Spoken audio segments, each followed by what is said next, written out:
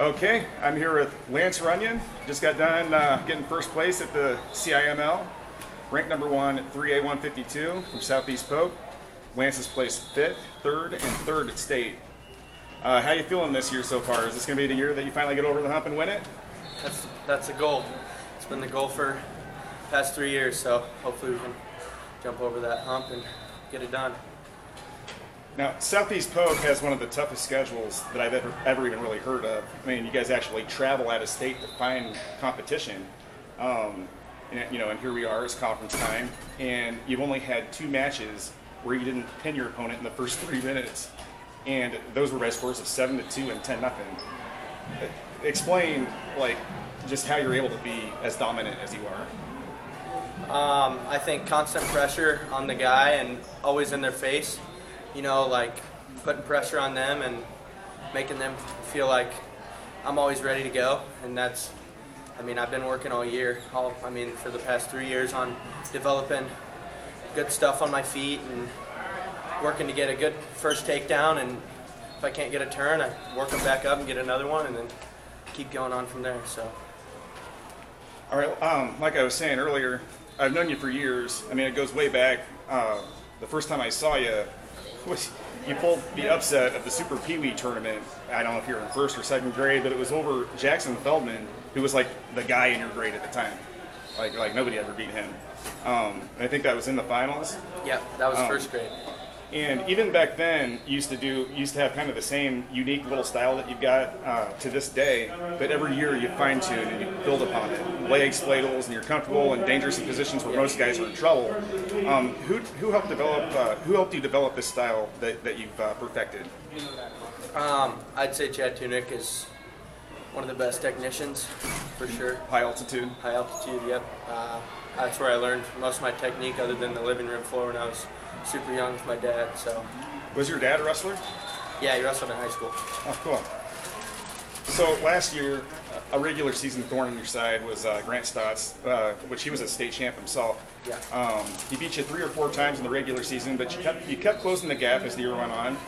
How much of a confidence booster was it when you finally beat him for 3rd or 4th place at state? You finally got over it.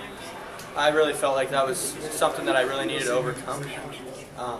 Beating those, top guys in those tough situations, and that's where I've always feel like I have had a weakness. I guess I've never been able to really perform my best when I have those big matches. So I think overcoming that, and it pushed into Cheesehead finals this year. I was wrestling a ranked guy in the country and got it done there too. So cool.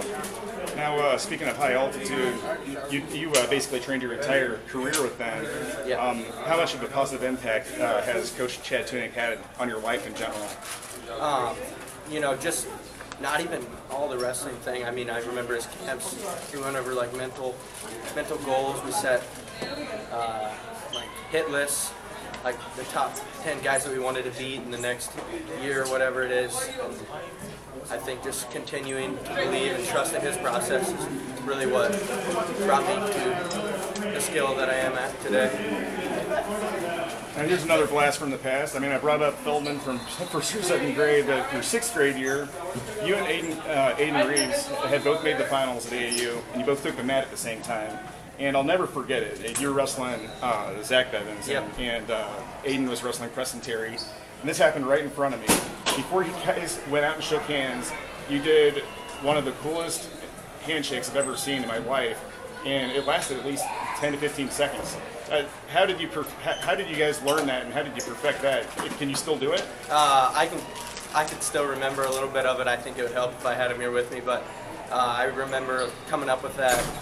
We were practicing together or something, and then we went on numerous national dual teams together for many years in a row. So I think we just developed that friendship, and we were back-to-back weight classes the next year, and I was like, hey, let's do something cool and show people what we're about after that. Nice. Practice the handshake like you were practicing wrestling, right? Yeah. Nice. So you pretty excited to be on the Panther train? I'm very excited to, get the state title and start training for that next level. I'm already training. That's the goal, I'm not really looking for the state title. I really looking forward to national titles and NCAA titles when I get to that next level. So. Yeah, like I said earlier, my brother Justin wrestled there, and he had a fun time. So I think that you'll enjoy your time there as well. Yeah. Hey, Sarah, hold that door open. Okay. Well, congratulations and keep dominating. Thank you. I will.